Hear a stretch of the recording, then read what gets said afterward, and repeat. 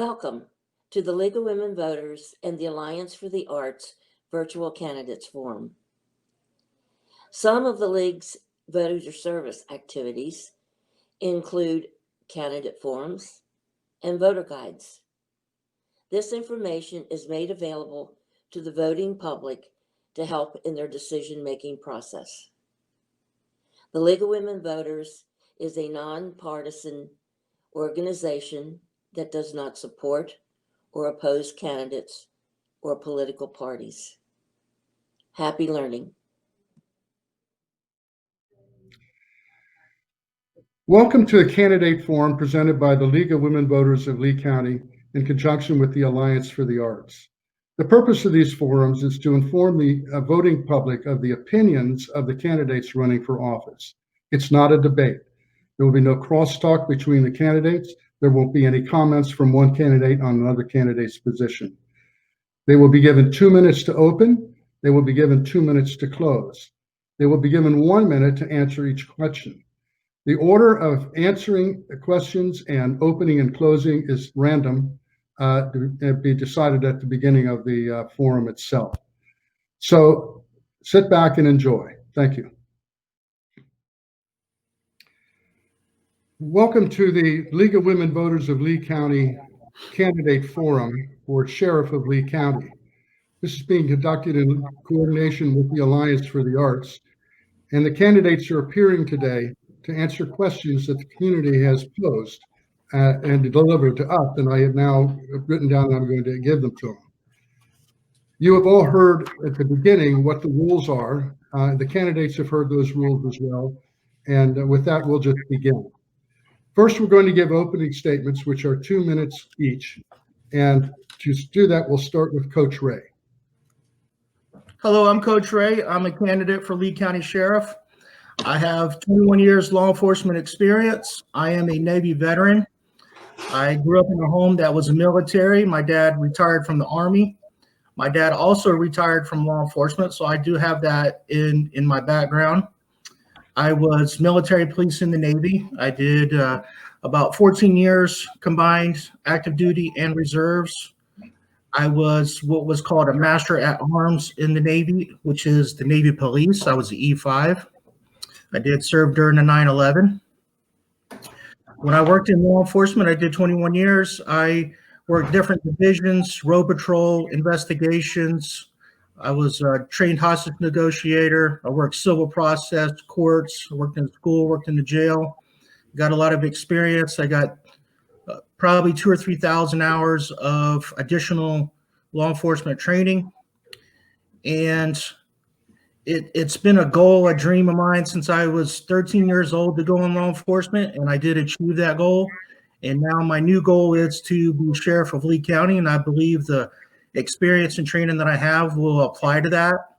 Since I retired from law enforcement, I opened my own business as a life coach, and I'm certified in different schools as life coach, cognitive behavioral therapy, NLP master practitioner.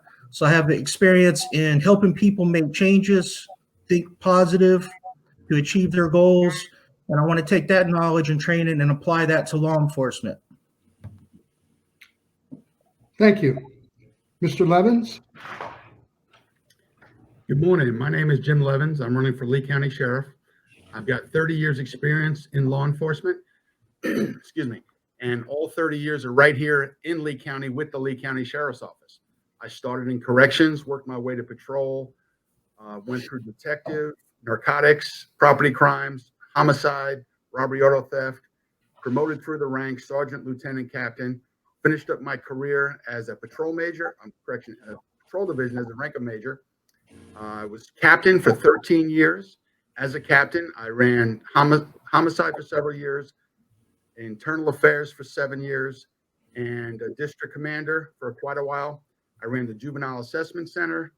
I dealt with hiring and firing process. I've also been involved with promotional process. I have many years of supervisor experience. I have done pretty much everything in the agency, started from the agency out, and I'm looking forward to be the sheriff. As I stated, that I've done everything within the agency and I'm ready to move on and take control of the agency. I am pro-faith, pro-family, pro-Trump, and I'm the only Republican candidate that is pro-life. I pretty much wraps most of it up, and I will concede my time to the next person. Thank you, Mr. Levins. Mr. McKinney? Good morning. My name's Carmen McKinney. I have well over 42 years in public service. 34 of those years was in law enforcement. I hold a bachelor's degree in criminal justice, associate's degree in aeronautics, and a master's degree in education. In 2007, I retired from the Lee County Sheriff's Department as major and accepted a position as deputy director at Lee County Mosquito Control. At the sheriff's office, I served in numerous capacities, including general patrol, criminal investigation, air and marine operations, narcotics, and the training division, holding supervisory and all those components. I also was the coordinator for the Blue Lightning Strike Force, United States Customs, with the responsibility of interdiction of narcotics into South Florida. As training commander, I was directly involved in the establishment of the first four-year degree program. It was called Public Safety Administration at Edison College, now called Southwestern State College. I have served on the Law Enforcement Advisory Board at Edison College, the advisory board at FDLE as it relates to police training and ethics. I was the project coordinator for the construction of the Lee County gun range. This is the first gun range, a non-toxic gun range that size in the state of Florida. And I look forward to the questions, and I appreciate the invitation. Thank you, Mr. McKinney. Yes, sir. We're now going to start the question and answer period. The first question, we'll start with Coach Ray. The first question is, why are you running for sheriff, and what do you hope to accomplish? I'm running for sheriff because I believe this is my time to do it. I believe the knowledge that I have achieved or accumulated over the years is going to be beneficial to the Lee County Sheriff's Office. I believe that the experience that I have as a life coach is going to be applied to law enforcement, should be applied, and will bridge that gap in law enforcement from the law enforcement to the community, and will also help lower the crime rate and lower the recidivism rate in the jail, which overall will save money that is being spent in the jail. And I believe this is my time to do it. Thank you. Mr. Levins? I didn't realize it at the time, but my whole career, I've pretty much been preparing to be sheriff. I've worked all aspects of the sheriff's office. Like I said, started in corrections, did investigation, ran internal affairs for quite a while, dealt with the budgets, dealt with hiring, the firing, and the promotional process. At the time, I didn't realize that I was actually touching each and every aspect of the agency. And after I retired, it was brought to my attention that I should probably run for sheriff. And I hadn't given it much thought. And at that point in time, I started. So I retired about 2 years ago, and it's been on my mind to go ahead and do it. So I sat down, discussed it with my wife. We prayed about it, and we thought that it would be a great idea. And that's what we're doing. If you sit down and look, like I said, I've got over 4,000 hours of specialized advanced training, plus all of my knowledge and experience in the agency that I want to go back and run. I can work it from the inside out. I've already been there and done that. Thank you. Thank you. Mr. McKinney? The reason I'm seeking to become your sheriff is that I've become deeply concerned and alarmed at the professional conduct of some of the leadership at the Lee County Sheriff's Department. I've also become concerned about the self-serving and reckless spending that has taken place at the Lee County Sheriff's Department. These are very serious issues and needs to be dealt with. I have the experience and I have the fortitude to change that. Thank you, Mr. McKinney. Yes, sir. Mr. Levins, what are the most important challenges facing the sheriff's office, and how do you propose to address those? The biggest challenge I've got facing the sheriff's office is realignment. Right now, we are just way too top heavy at the sheriff's office. We have too many people sitting in air-conditioned offices in cushy seats, not doing their job. We have too many rank structures. So that needs to be alleviated through attrition. And for each one of their salaries, we can put 3 deputies on the street. So the money's going to be there through attrition, and we're going to be able to do the right thing. But one of the biggest things we have right now is the race issue.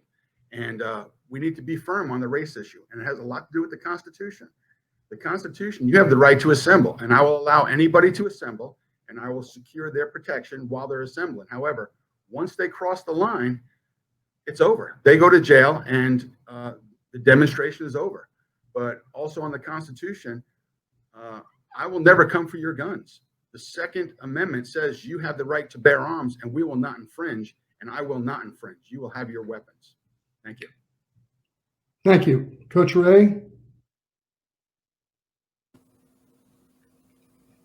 I believe the biggest challenge is looking at the command structure. I've looked at it. I've noticed that there's a lot of one person in charge of one person in charge of one person, and that's a lot of money that's being spent in too much top-heavy command structure. We need to eliminate some of the command structure, take that money, reinvest that back into the department, either training for the deputies or to implement a life coaching program that I want to start, take that money and either add more people to the jail, to the road. I believe the biggest problem would be to try to figure out who is in the right place. Make sure that the proper upper command is in the right place and to restructure that. Thank you. Mr. McKinney? Okay, in regards to the challenges facing the organization, I concur with the other 2 candidates. It's referred to as span of control. And when you look at span of control at the Lee County Sheriff's Department, you have more supervisors in certain areas that really don't need to be there. The span of control is just way too tight and needs to be loosened up so that we can put more people in other areas that are really needed. And my biggest challenge at the Sheriff's Department, when I go in, would be the issue of moral and ethical and professional conducts. We need to really be careful in that area. We're starting to lose that at the Lee County Sheriff's Department. The conduct at the top is amplified by the troops at the bottom. If you're not conducting yourself in a professional standards, according to those standards prescribed by the FDLE and by the rules and regulations of the Sheriff's Department, you will start to lose control and trust of the people here in Lee County. I think we need to really be careful in that area and start concentrating on tightening that up. Thank you. Mr. McKinney, do you support civil citations or other diversion programs for juveniles or adults, and why? Why or why not? I strongly support them. For the reason for any type of law enforcement action in regards to state statutes or ordinance is to curb the behavior of the individual. And so if you can do that through other mediations after the action's been taken, it certainly will help that individual and will also help reinstate that person back into the community. There's got to be a caution here. There's got to be a balance between that citation and the type of crime that was committed as far as the action went. And I believe that the whole philosophy of putting a person and punishing that person in a jail environment is to correct that behavior, but also protect the community. So there's that other side of the equation. You got to make sure anybody participating in these diversion programs will not bring a threat to the community. Thank you. Coach Ray? Yes, sir. Not everything requires an arrest. I believe civil citation, as long as it meets certain criteria, would ensure that people are appearing to court and facing the judge without having to have a physical arrest. I believe if a diversion program is appropriate based on criteria, then a diversion program needs to be implemented. So I am in support of that. Thank you. Mr. Levins? I am definitely in favor of the civil citation and diversion program. The important parts of it is for the first or second offense, yes, we can definitely do that. And then if there becomes more offenses down the road, then no, then we need to get a little harsher as far as discipline goes, and punishment should be proactive. It should continue on. Is the more you do, the more punishment should be.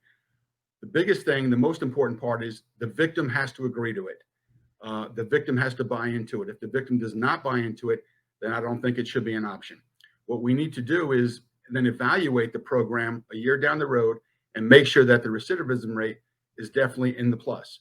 That if people are not reoffending, then the program is working. Then we evaluate the program and even go a little bit further. However, you just can't open it and do it and not check out the system. You got to make sure it's working and that the program is worth keeping and retaining. Thank you. Thank you. Coach Ray, what steps should be taken to curb gun violence in Lee County? Well, one of the things that I want to implement as Lee County Sheriff is a crime prevention committee. And on this committee, I want to have people that have firsthand knowledge of the criminal mind. And one of those key people will be ex-criminals, people that were involved in the crime process, but over a period of time, they've been rehabilitated. They've proven themselves as a viable citizen, but they still have that knowledge in their mind on why and how crimes were committed. And I believe that ex-criminals can give us firsthand knowledge on how to combat certain crimes, not only just ex-criminals, but also defense attorneys, judges, anyone that has firsthand knowledge of the criminal mind could be used in compiling some type of resource of knowledge that can be distributed out to deputies for training and to school at kids and so on. And I believe that that would be what would be useful in combating the gun violence. Thank you. Mr. Levins? I think the best way is to enforce the laws that are actually in place. And then what you want to do is you want to educate the public. You want to start early in schools with SROs, school resource officers. You want to show in videos the violence that guns actually cause. And I think that will deter people from wanting to be involved in guns. And then you also want to teach the public that when you see a gun, you go the other way. You don't stay close because accidents happen. And then when accidents happen, people die. So the first and foremost is to enforce the laws that are on the books, and then to educate and teach your public. Thank you. Thank you. Mr. McKinney? A number of years ago, the Florida legislative body presented a law that says that in regards to guns, if a gun is involved, there was an enhanced penalty for that. And I concur with that. And I believe that that is where we really need to concentrate. Those who are misusing firearms are the ones who should be accountable. As far as weapons go, I think there's ways that we can train our community, offer a joint cooperation with NRA and other advocates of the guns usage and freedom to carry those weapons. We should not ever punish anyone for that constitutional right to carry a firearm. But we can surely help them, not only train them on usage of the gun, but when to use that gun, when is it necessary to use that gun. And I believe that education of our general public and offering courses and through cooperative agreements of NRA and other gun enthusiasts, I think we could arrive at that destination and protect those rights that they have to carry that weapon, and also punish those who have failed. Thank you. Mr. Levins, with the public eye now keenly focused on the conduct of police, such as the George Floyd case in Minnesota, describe your position on the issues of conduct of police officers in the streets. Well, this is a topic that I can comment on, as well as Carmen McKinney, because we both worked internal affairs. And we prided ourselves, I know I prided myself on, if an officer was bad, you deal with it. And he gets just punishment. And more importantly is, when I was in internal affairs, I would put out a briefing every other month, which would show the officers what conduct is happening, what actually the trend is at that point in time. and what is not tolerated and what will happen if you cross the line. The George Floyd incident, I said the day I saw it that was a homicide, that there's nothing that officer can tell me from this point on that is going to justify the force he used. Once the resistance stops, you stop. It's as simple as that. And he did not. And that's what made that case what it was. But it's very important to police the police, and you have to have the right people in there, not just political people. Thank you. Thank you. Mr. McKinney? When it comes to the conduct of police officers on the street, they have to be well trained and recognize just what the boundaries of in regards to use of force. We have what they call a force matrix put out by FDLE and also by the Sheriff's Department here in Lee County. What's important to understand on that matrix, it outlines what types of force can be used in what events.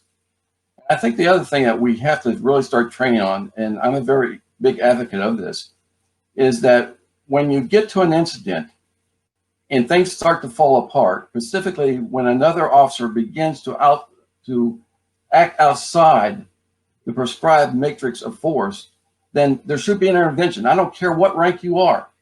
If there's a lieutenant on the scene that is acting in improper behavior, a corporal should intervene. We have to start training on police intervention. Thank you. Coach Ray? I believe that all of the deputies of the Lee County Sheriff's Office should be held at a higher standard. They should conduct themselves in a professional manner.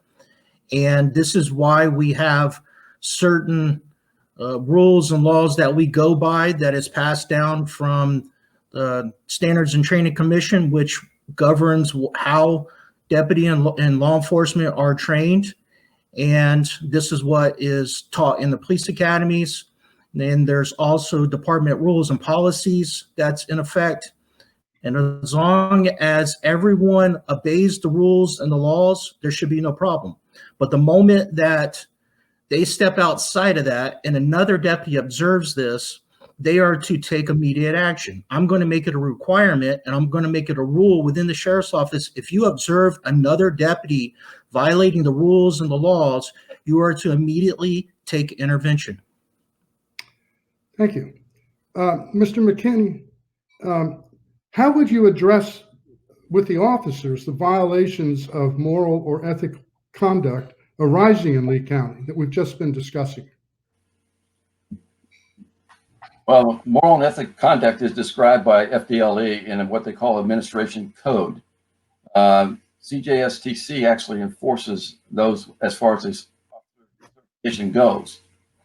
The problem that we're having at Lee County Sheriff's Department, and it's a major problem, and we really need to be really careful, is that this conduct now has leaked up into the top administration area.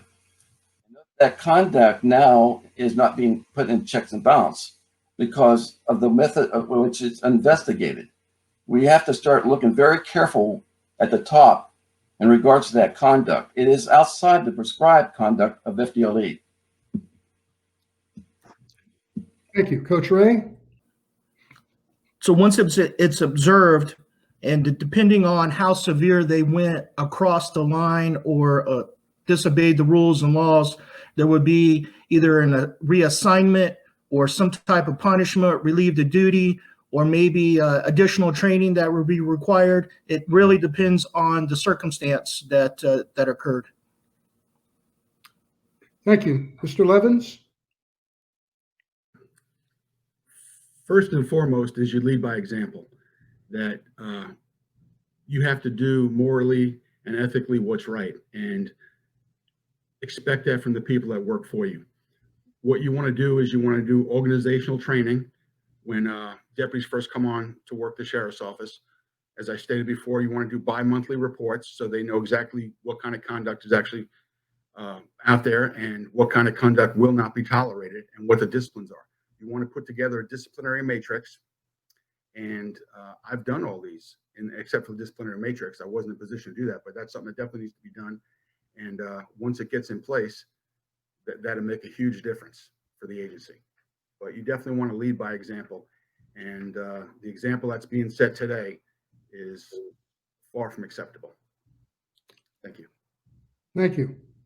Coach Ray, do you believe that Lee County Sheriff's Office personnel receive adequate training in violence reduction and nonviolent conflict resolution? I personally cannot speak firsthand on the training that is implemented within the Lee County Sheriff's Office. I know where I retired from Hendry County, and I know it was required at a minimum of every 4 years that you're to have 48 hours of additional law enforcement training. And included in that training was human diversity, cultural diversity, domestic violence, the use of force matrix, just additional training. And if that's the standard throughout all law enforcement, then I would assume that Lee County as an accredited agency is also following that standard.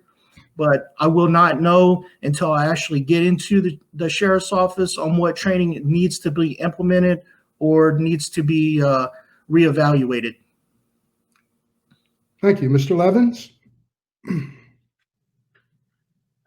At present, right now, the Lee County Sheriff's Office is just receiving the bare minimum amount of training that's necessary and that is dictated by FDLE. You can always use more training, and the training's out there. The training is available. And what I've done in the past is it's very expensive to send people out to schools. And what I've actually done is I've brought schools into Lee County Sheriff's Office. And so that's where you can have 30 or 40 officers actually go to a class and go to a school.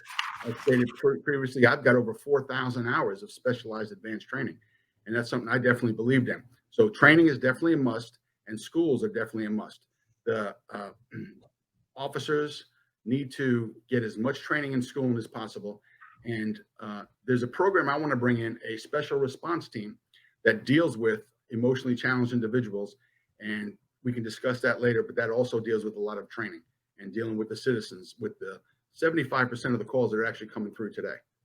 Thank you. Thank you. Mr. McKinney? I was in the training division for a number of years, and I can't speak what goes on there now, but when I was there, we had set a time each year for training those officers. I believe that's still going on. I'm not certain about that. We also looked at CBT training, computer-based training, in which an officer could receive training when he has downtime and be accredited for that training. Training is one side of the issue and having time. It's the type of training that you have to kind of guard against. And what we're finding now is that we're in a changing world. We need to start training our officers in good communication skills. There's good officers at Lee County Sheriff's Department, many, many good officers there. And what we need to do is beef up training to address today's issues that are taking place. And one of them, again, not to be redundant, but to make sure that there's an understanding, is this police intervention must be implemented. And not only that, we need to start training in communication skills. There's programs out there that we can better communicate with the general public and with each other. And that needs to be implemented also. I think it would enhance the community relationships of us. Thank you. Mr. Levins, would you support moving the issues of mental health, calls about mental health, from the police department to healthcare professionals, therapists, and people of that nature, rather than have the police respond to those? First and foremost, the police have to respond initially because you don't know the level of the threat. Just to have a social worker walk in there and you don't know what they have to deal with is going to be pretty tough. The police are trained, and this is the response team I was just talking about, that we need a special response team to respond to these situations where the people are going through an emotional challenge. And we can soothe the issues, calm the situation, and then have a health worker come in and go from that point on. And if the situation is calm, we can then bow out and then let them take over. But we have to be their initial responder because you don't know how dire the situation is and exactly if it's going to turn into a use of force. Most of our uses of force begin right there. And that's why these officers need to be specially trained. If it's a traffic crash, we send a traffic unit. So if we have emotionally challenged individuals, we should send a special response team. And that's why I'm going to create one exactly for that right there. Thank you. Mr. McKinney? I concur with those statements. I would take it one step further. My daughter is a health counselor in Orlando. I've never seen in my entire life a group or a community that has been so set aside. And we need to do something in that area. The initial response perhaps could even be a jump team of some sort, composed of counselors and of officers. It's not that far-fetched because years ago, we did just that. When we had child abuse, we were having a lot of problems on the responsibility of what an agency was to take care of that. We finally integrated our two systems, and it really worked out well. And I believe that the mental health issue in our community needs to be addressed desperately. And I would be more of a follower on this to the local experts as to what their needs are. But that initial response, we could easily have a jump team or well-trained officers that would go in there and know how to address both the use of force if that were necessary, but also understanding what they're up against. Thank you. Coach Ray? I believe when responding to situations involving people with mental problems, law enforcement should always be the first responder. There should be no substitute for anyone going in place of law enforcement. But because of that, there is training out there. It's called crisis intervention training or crisis intervention team. And I am certified in that. And I know a lot of bigger agencies throughout the north part of the United States has specialized people that are solely trained in responding to people with mental disorders. And I believe that is a good thing to have within the Lee County Sheriff's Office. And all deputies should be trained in crisis intervention training or considered CIT, crisis intervention team. Thank you. Mr. McKinney, what changes in Lee County Sheriff's Office operations or training or personnel would you propose to cover this situation, the mentally ill patient out there? But I touched on it briefly in the previous question, but I think that we need to have a lot of training in that area. It seems that this population that is in need of being cared for when it comes to mental health has dropped through the cracks.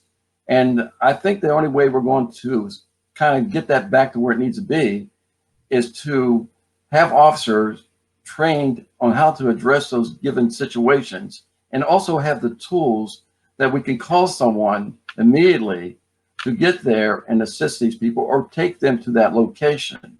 But we really need to do a lot of work in this mental health. And again, I believe that, there's experts out in the field there that could easily have a team of people that could address this issue. Thank you. Mr. Ray? Okay, I believe I also answered this basically in the last question, but I believe that all of the deputies and corrections officers in the jail should all be crisis intervention trained, which deals with teaching them how to respond, how to talk to. The classes that I went to, you actually participated in scenario-based training where they would have someone that was portraying a certain type of mental illness, and you would have to respond in a certain way that matched them to get that person calmed, get them to respond to your commands and so on. So I believe the crisis intervention training is crucial. And if that's not enough, also I want to invite people from the Department of Children and Families, healthcare professionals, and psychologists to give that training. Thank you. Mr. Levins? Yes, once again, the specialized training should be a specialized unit dealing with emotionally challenged individuals. biggest part of the training is going to be de-escalation. Is if you can train the officers to de-escalate a situation, it's going to be tenfold. It's going to be worth it. Another part of the training that I want to enhance in the sheriff's office is active shooter training. Right now, they currently only train once a year, which is a bare minimum. I want to double down on that training. I want the SROs and the bailiffs to train every other month with SWAT. The main reason is if a situation like this is going to kick off, that's where it's going to kick off. So if these gentlemen and women are trained to deal with and neutralize a threat, they can get in there and save our kids as quick as possible. They'll also have high velocity med bags so that if any of our kids are shot, they get in there, they deal with the wounded, get them out and get them to the hospital and save our kids as quick as possible. But it's a de-escalation of these situations that's really important. And that's what we need to work on more than anything. Thank you. Coach Ray, what steps would you take to establish policies to eliminate what's been called systemic racism and police brutality in the Lee County Sheriff's Office? Well, it all has to come down to training. Like I stated before, that it's mandatory every year, that it's required by FDLE and the Standards Training Commission that deputies have a certain amount of training hours. I believe it's now 48 hours every year, and that training includes human diversity, culture diversity, and racial profiling, and so on. And if that is not enough, I believe that talking to members of the community to express their concerns and what needs to be changed on how they would feel more comfortable with law enforcement in their community to build that relationship.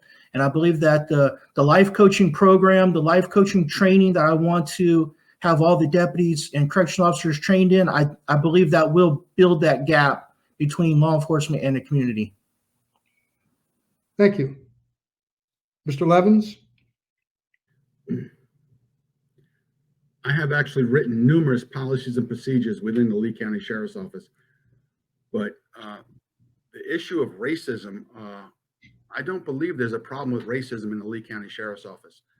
I've been out for 2 years, but prior to being out of the Sheriff's Office, I worked as a nighttime watch commander, and I was a captain for 13 years, and I didn't see a problem with racism within the Sheriff's Office. So I don't know that additional policies have to be written to correct a situation that I don't believe is actually there. But with that being said, there's always room for improvement. So if other agencies adopt certain policies that will assist us in the Sheriff's Office and make sure that racism does not become an issue, I'm all for it. I'm definitely all for it. And like I said, myself, I've written a lot of policy with the Sheriff's Office. So I have experience when it comes to writing policies. Thank you. Thank you. Mr. McKinney? As it relates to racism, the first place you want to put a kind of a check and balance in is that hiring. We need to be very careful about how we hire people. We need to thoroughly vet them and go through their background and make sure there's no baggage there that would relate to this issue. That's the first step. The second step is to make sure we train in such a way that that issue is removed. I concur that I've not seen any of that type of activity in my 25 years at the Sheriff's Department. However, there is one thing that we have a problem with, and that is perception in the community. We have to get out there, and I call getting out of the car and actually talking to people in those neighborhoods in which racism may be an issue, and communicating to them and telling them we care as much about them as we do anybody else. Thank you. Mr. Levins, what is the Lee County Sheriff's Office policy on chokeholds, and should it be changed? I don't believe a chokehold is in the force continuum. So I don't know that there is any policy says that you can or can't do it. However, the only time a chokehold would be perceivable or allowed is in a death situation. If you can use the amount of force to save your life or save another life, that's the only time you would use a chokehold, I believe. And at that point in time, once the situation is neutralized and the resistance stops, you need to stop that chokehold. And then more importantly, if you're using force and the officer goes above and beyond, yes, if another officer sees someone going above, someone needs to intervene. They need to stop that person. And I've actually seen that happen in the past. People do that. But if someone does go above and beyond, you need to make sure you get the proper help. Have EMS stand by, have EMS get there and render first aid. You look at so many of these videos, somebody gets shot or someone gets injured and they just watch, they stand there. You need to render first aid as soon as possible. Thank you. Mr. McKinney? I was a defense tactics instructor at the police academy here locally. The chokehold is not a prescribed thing that we ever trained in. In fact, we trained against it. We actually in the academy, we did not want the bar of the hand, the arm of the hand coming across the neck area on any individual. Having said that, we just really need to be careful. Particularly, we need to train people that in the excitement of the moment and when the adrenaline is flowing, we got to revert back to our training. Every military type of training, any police training says that when you're in a given event, you always refer back to your training. So we have to train properly in the use of force in that area. Thank you. Coach Ray? I don't think a chokehold should be an automatic go-to move. Now, you have to take in consideration in the heat of the moment when a deputy is physically engaged in a hand-to-hand combat type scenario, it could be more of a second nature defense to do a chokehold, but I don't believe it's something that should be an automatic go-to. You have to just put yourself in the scenario when you're fighting someone bigger than you. Most of the videos I've seen where the chokeholds were applied, usually the person that it's being applied to is probably twice the size of the deputy. So it has to come down to training. If you're going to apply a chokehold, then you have to know how to apply it and when to stop using it. But I don't think it should be an automatic go-to. Thank you. Mr. McKinney,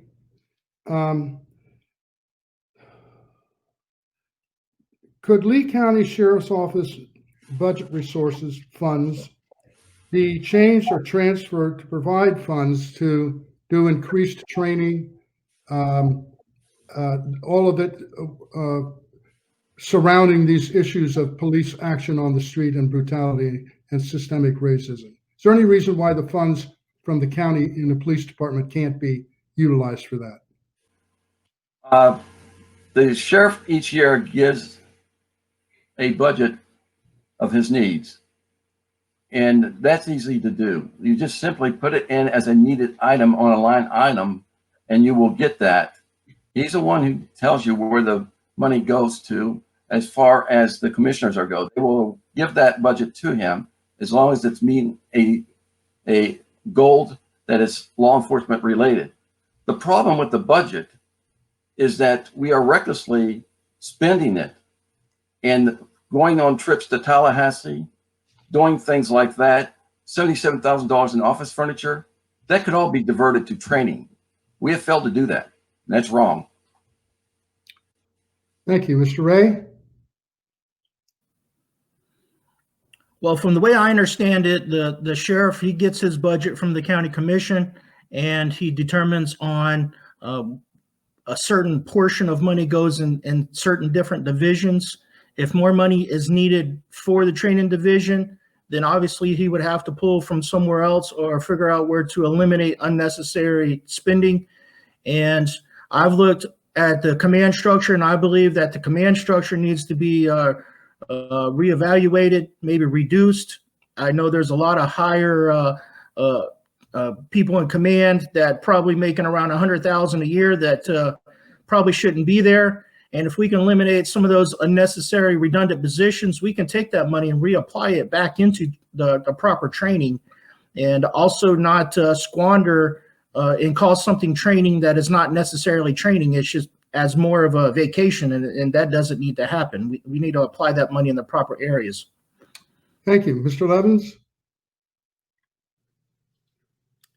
Yes, the sheriff submits a budget to the county commissioners, a budget of his needs, not his desires, his wants, and his dreams.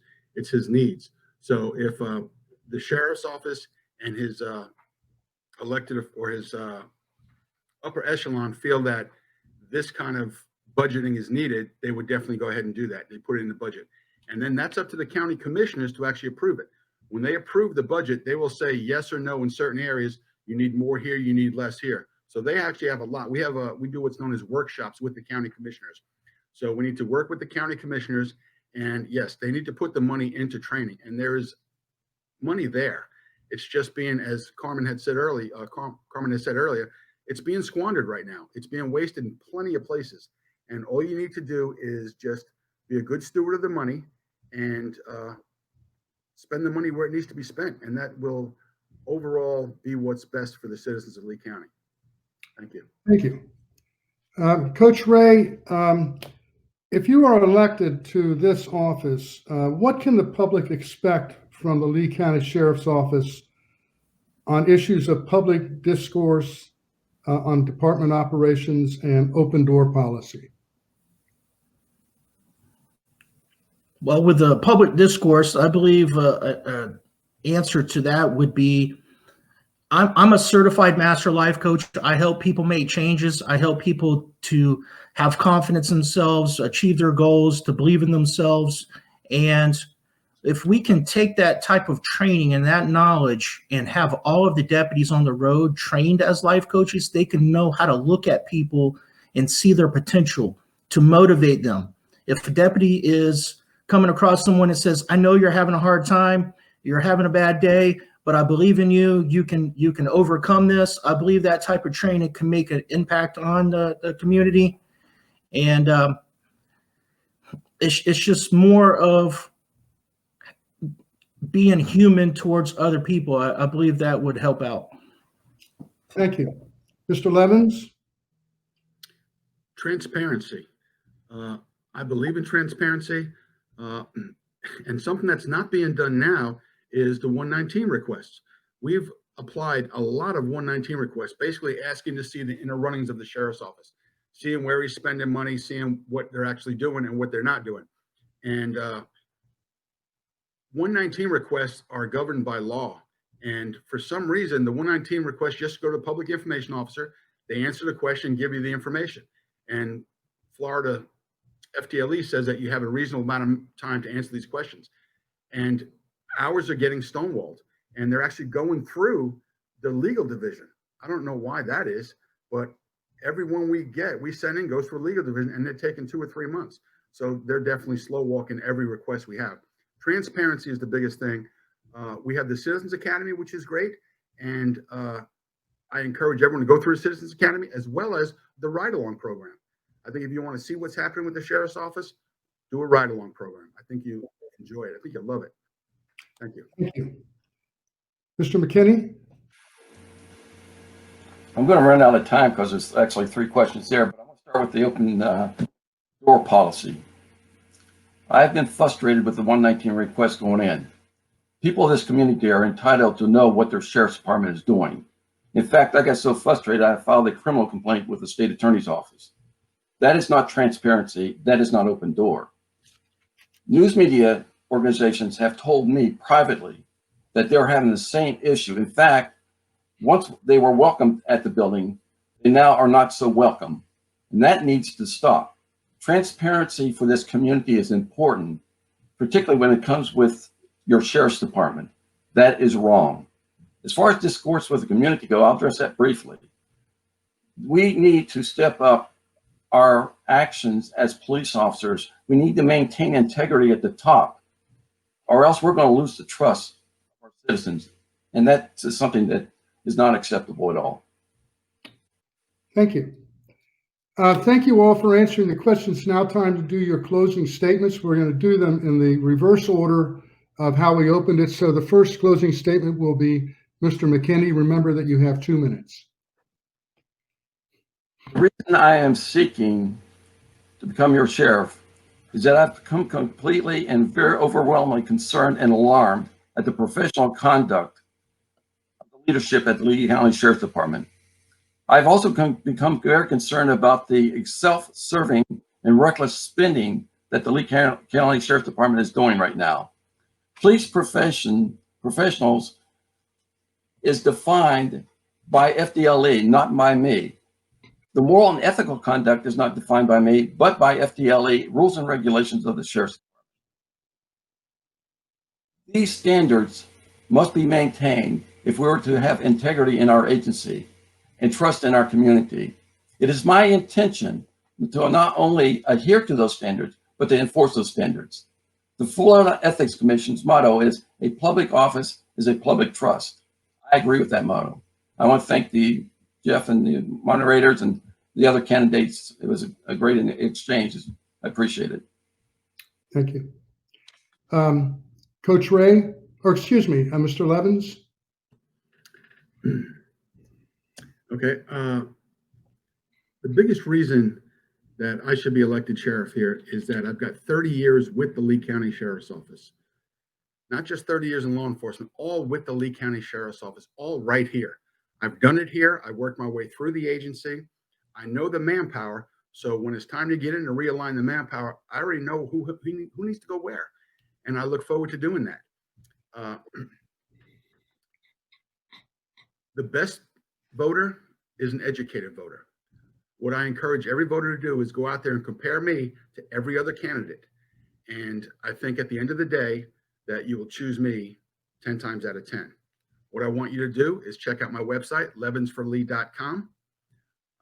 I've got endorsements from two past sheriffs, Sheriff Shope, as well as Sheriff McDougal, not to mention countless endorsements from chiefs, majors, and captains who all retired the sheriff's office.